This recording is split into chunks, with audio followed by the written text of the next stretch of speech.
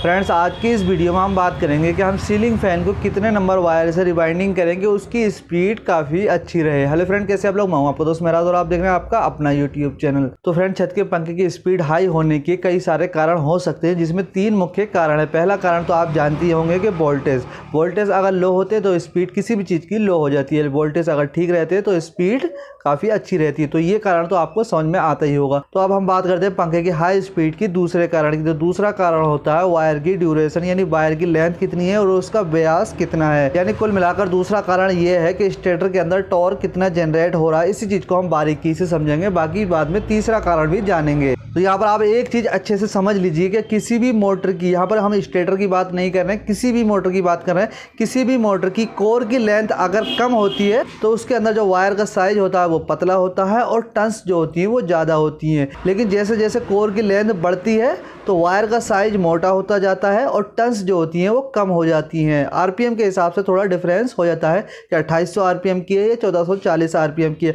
2800 RPM में थोड़ी turns ज़्यादा हो जाती हैं और 1440 आरपीएम में टर्न्स थोड़ी कम रहती हैं। लेकिन इंपॉर्टेंट चीज़ ये है कि जैसे जैसे कोर की लेंथ बढ़ती है तो टर्न्स जो है कम हो जाती हैं और वायर का साइज मोटा होने लगता है। तो यहाँ पर हमारे पास जो स्टेटर है उसकी कोर की लेंथ मिनिमम कितनी होती है? 10 mm, 12 mm, 16 mm या फिर बहुत ही कम केस में ऐसा होता है कि 18 mm तक होती है। लेकिन नॉर्मली 10, 12, 14 या फिर 16 mm तक के ही स्टेटर होते हैं। अब यहाँ पर आप ये समझ लीजिए कि जब कोई बड़ी मोटर होती है तो उस मोटर का अगर तार का साइज नहीं मिलता, मान लीजिए कि उस मोटर के अंदर 20 नंबर का वायर है तो उसके अंदर हम 20.5 कर देते हैं और टर्न्स जो है 5-10 थोड़ी सी बढ़ा देते हैं। ऐसा सभी लोग करते हैं। तो उसी के एग्जाम्पल के तौर पर अगर स्टेटर की कोर की लेंथ 10 mm है, 12 mm है या फिर 14 mm है या फिर 16 mm है, तो उसमें अगर हम वायर का साइज 35 नंबर की जगह 36 नंबर करें या फिर 36 नंबर की जगह 35 नंबर करें, स्टेटर की रेजिस्टेंस पे यानी टॉर्क जो जनरेट होगा उस पर ज़्यादा कुछ इफेक्ट नहीं होगा। इफेक्ट कहाँ पर होगा ये चीज़ समझेंगे हम। तो पहली चीज़ तो ये है कि हम सीलिंग फैन के अंदर 35 नंबर का कॉपर वायर यूज़ करते हैं तो कॉइल का वेट भी थोड़ा ज़्यादा रहेगा और हम उसके अंदर टर्न्स भी ज़्यादा नहीं बढ़ा पाएंगे, क्योंकि बढ़ाएंगे तो कॉइल फुल हो जाएगी। यानी अगर हम टर्न्स नॉर्मल रहने देंगे तो उसका रेजिस्टेंस भी नॉर्मल रहेगा लेकिन टॉर्क थोड़ा ज़्यादा रहेगा। मान लीजिए कि हम 14+14 कॉइल के सीलिंग फैन स्टेटर के अंदर 340 टर्न्स डालते हैं स्टार्टिंग वाइंडिंग में और 360 टर्न्स डालते हैं रनिंग वाइंडिंग में 35 नंबर के कॉपर वायर से। तो इस कंडीशन में पंखे का जो रेजिस्टेंस है वो नॉर्मल रहेगा, यानी पंखे की जो लाइफ है वो नॉर्मल सी रहेगी, लेकिन टॉर्क थोड़ा बढ़ जाएगा जब वायर मोटा होगा। टॉर्क का मतलब ये हुआ कि जो उसके लोड लेने की कैपेसिटी है, जो परों का लोड होगा वो अच्छे से ले पाएगा। स्पीड जो है, सिंक्रोनस स्पीड जो होती है वो थोड़ी सी कम दबेगी, यानी आरपीएम जो है वो कम टूटेंगे। लेकिन इसमें 2-3 नुकसान है। पहला नुकसान तो ये है कि इसके अंदर वायर थोड़ा सा ज़्यादा लगेगा। दूसरा ये है कि अगर टर्न्स कम होंगी तो जो है पंखा हीट भी होगा हल्का मुल्का। और तीसरा नुकसान ये है कि अगर रेजिस्टेंस कम होगा तो पंखे की लाइफ भी थोड़ी कम होगी। अब हम बात करते हैं 36 नंबर के वायर से क्या फ़ायदा होने वाला है। तो फ्रेंड, जब हम 36 नंबर के कॉपर वायर से सीलिंग फैन की बाइंडिंग करते हैं तो पहला अंतर तो यही आ जाता है कि उसका जो वेट होता है वो थोड़ा सा कम लगता है। तो पंखे की बाइंडिंग करते समय जितना वेट 35 नंबर के कॉपर वायर का था उतना ही वेट अगर हम 36 नंबर के वायर से पंखे के अंदर डालेंगे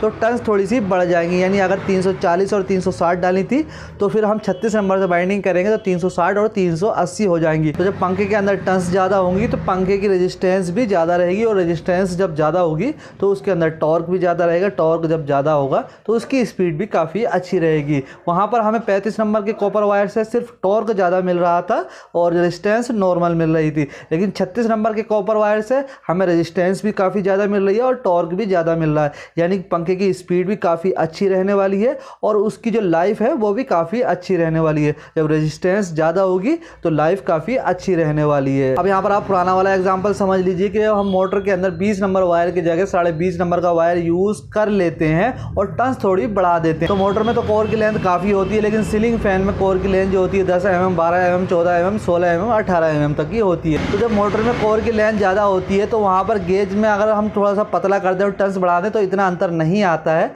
तो सीलिंग फैन की कोर की लेंथ तो इतनी ज़्यादा नहीं होती है, तो वहाँ पर हम 35 नंबर वायर की जगह 36 नंबर का वायर यूज़ कर लें तो सीलिंग फैन में यूज़ होने वाले कॉपर में भी काफ़ी हमें बचत होगी और जो है उसके अंदर टन्स भी हम काफ़ी बढ़ा देंगे तो उसकी जो लाइफ है वो भी काफ़ी ज़्यादा हो जाएगी। यहाँ पर आप एक चीज़ और समझ लीजिए कि अगर कोर की लेंथ कुछ ज़्यादा ही है यानी 20 mm है या 22 mm है, जिस तरह से पहले वाले सीलिंग फैन होते थे मोटे वाले, अगर कोर की लेंथ कुछ ज़्यादा ही है तो फिर उसके अंदर हम 35 नंबर वायर ही यूज़ करेंगे या फिर कभी कभी 34 नंबर का वायर भी यूज़ करना पड़ जाता है कोर की लेंथ अगर ज़्यादा है तब। लेकिन अगर कोर की लेंथ नॉर्मल है 10 mm से 16 mm के बीच में तो 36 नंबर का वायर ही यूज़ करेंगे तो स्टेटर की रेजिस्टेंस भी काफ़ी अच्छी रहेगी और टॉर्क भी काफ़ी अच्छा रहेगा। टॉर्क का मतलब होता है पावर यानी ताकत। ताकत कितनी है, ब्लेडों को जब ब्लेड चलेंगे तो उसको लोड ले रहा, सिंक्रोनस स्पीड में कितना डिफरेंस आ रहा, सिंक्रोनस स्पीड और स्टैंडर्ड स्पीड में क्या अंतर है वो भी मैं अभी आपको बताऊंगा। यानी कुल मिलाकर बात यह है कि अगर हम किसी सीलिंग फैन के अंदर 230 ग्राम का 35 नंबर का कॉपर वायर यूज़ करते हैं तो उसके अंदर 14 में नॉर्मली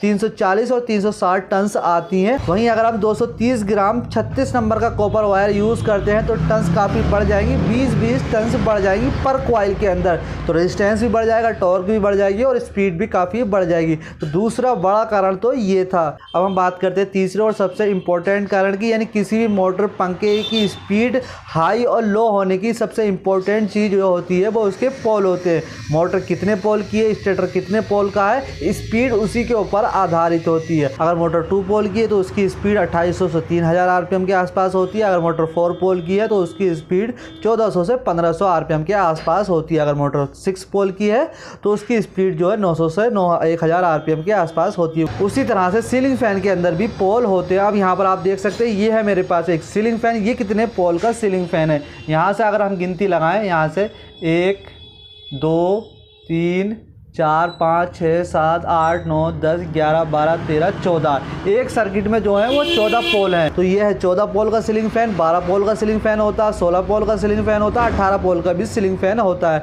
तो इसके आरपीएम किस तरह से निकालेंगे, तो आरपीएम कैलकुलेट करने का एक फॉर्मूला होता है, N बराबर F into 120 divided by P। अब N क्या होता है, N बराबर होता है सिंक्रोनस स्पीड। पहले हमें किसी भी चीज़ की सिंक्रोनस स्पीड निकालनी होती है, बाद में ही हम उसकी स्टैंडर्ड स्पीड निकाल पाते हैं। तो N बराबर होता है F। F का मतलब हुआ फ्रीक्वेंसी। फ्रीक्वेंसी जितनी होती है 50 फ्रीक्वेंसी लिख देंगे, या 60 होती है जहाँ पर 60 लिख देंगे। N बराबर F इंटू 120। 120 जो होता है 3 फेसों के बीच का एंगल होता है, तो ये बिल्कुल फिक्स रहता है। N बराबर F into 120 divided by P। जितने पोल का पंखा है, ये हमारे पास 14 पोल का है तो हम यहाँ पर लिख देंगे 14 पोल। तो 14 पोल के अगर हम आरपीएम निकालेंगे, कि जो आरपीएम निकल करके आएंगे 428 आरपीएम निकल करके आएंगे। ये जो है इसकी N है, यानी सिंक्रोनस स्पीड। 428 जो है इसके सिंक्रोनस स्पीड है, मैक्सिमम स्पीड है। अगर हम जब इसको लोड पर चलाएंगे, जो इसकी स्टैंडर्ड स्पीड होगी 428 को -10% कर देंगे तो इसकी जो स्टैंडर्ड स्पीड निकल करके आएगी 385 आरपीएम निकल करके आएगी। 14 + 14 कॉइल के सीलिंग फैन के स्टेटर की ये इसकी मैक्सिमम आरपीएम है। इससे ज़्यादा स्पीड नहीं हो सकती 14 + 14 कॉइल की। चाहे 35 नंबर डालें, चाहे 36 नंबर डालें, चाहे कितनी टन्स डालें, चाहे कितनी भी नहीं डालें, लेकिन मैक्सिमम आरपीएम जो होंगे 385 आरपीएम होंगे 14 + 14 कॉइल के स्टेटर के। सबसे ज़्यादा जो आरपीएम होंगे वो 12 + 12 कॉइल के सीलिंग फैन के आरपीएम होंगे। पहले जो सीलिंग फैन आते थे पहले 18 + 18 आते थे, फिर 16 + 16, फिर 14 + 14। आजकल जो सीलिंग फैन आते हैं, हाई स्पीड सीलिंग फैन आते हैं, उन सभी के अंदर 12 + 12 कॉइल का स्टेटर होता है। यही सबसे हाई स्पीड स्टेटर है। अब हम इसके अंदर गेज थोड़ा सा अप डाउन कर दें या टन्स थोड़ी सी अप डाउन कर दें तो थोड़ी सी स्पीड अप डाउन हो पाएगी। मैक्सिमम जो है 20-30 आरपीएम ही अप डाउन हो पाएंगे, लेकिन ज़्यादा आरपीएम जो होते हैं वो 12 + 12 के होते हैं और 36 नंबर के कॉपर वायर से ही आरपीएम ज़्यादा आ पाएंगे। तो आपकी मर्जी है जौन सा वायर आप यूज़ करना चाहें तो 35 नंबर यूज़ कर सकते हैं, वायर थोड़ा ज़्यादा लगेगा और उसकी लाइफ भी थोड़ी सी कम रहेगी। अगर टन्स बढ़ाएंगे तो जगह कम हो जाएगी, वेट बढ़ जाएगा। और वहीं 36 नंबर से आप टन्स बढ़ा देंगे तो उसकी लाइफ भी बढ़ जाएगी, टॉर्क भी बढ़ जाएगा, रेजिस्टेंस भी बढ़ जाएगी, स्पीड भी अच्छी हो जाएगी और लाइफ भी अच्छी हो जाएगी। तो आपकी मर्जी, जैसा आपको अच्छा लगे, मैंने आपको बता दिया। वीडियो मैंने बहुत मेहनत से बनाई। वीडियो अगर आपको पसंद आई तो वीडियो को लाइक और चैनल को सब्सक्राइब जरूर करें ताकि आपको और भी नॉलेजेबल वीडियो देखने को मिलती रहे।